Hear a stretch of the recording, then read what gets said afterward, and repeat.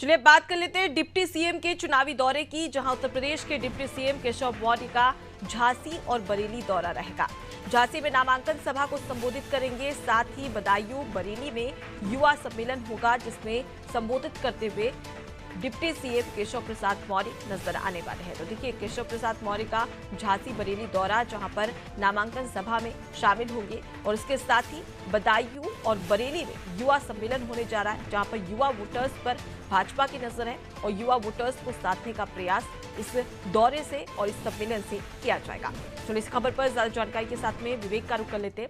विवेक, deputy CM Keshav Prasad Maurya Jhansi Bareilly की जनता को संबोधित करते नजर आएंगे, वहां पर चुनावी हुंकार भरेंगे और सबसे बड़ी बात कि इस बार युवा सम्मेलन होने जा रहा है, ऐसे में युवा वोटर्स को साधने का प्रयास भी किया जाएगा।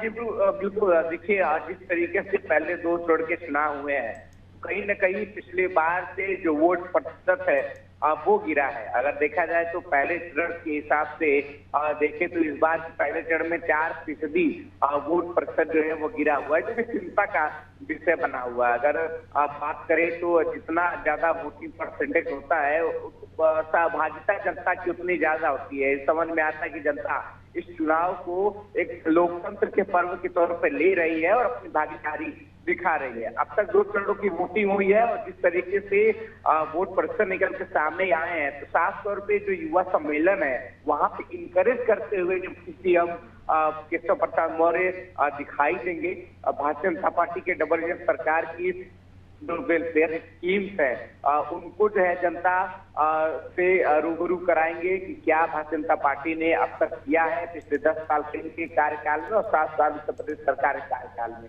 कितना लाभ जनता को मिला है। और युवाओं के लिए जो स्कीम है उससे जो है जनसंवाद के माध्यम से बताते हुए दिखाई देंगे।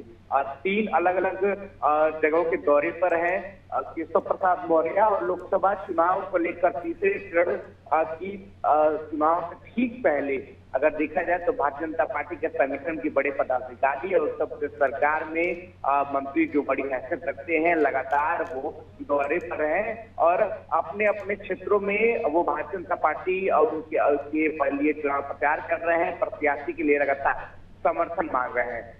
केशव प्रसाद मौर्य बात करें तो युवा सम्मेलन को भी संबोधित करेंगे, जहां युवाओं के लिए भारतीय जनता पार्टी ने जो प्रयास किए हैं उसके बारे में बताएंगे, युवा शक्ति के बारे में बताएंगे और साथ ही साथ युवा पीढ़ी को साधने का प्रयास करेंगे। जी, तो लौटूंगी आपके पास में विवेक, आगे भी आपसे खबर पर अपडेट लेंगे।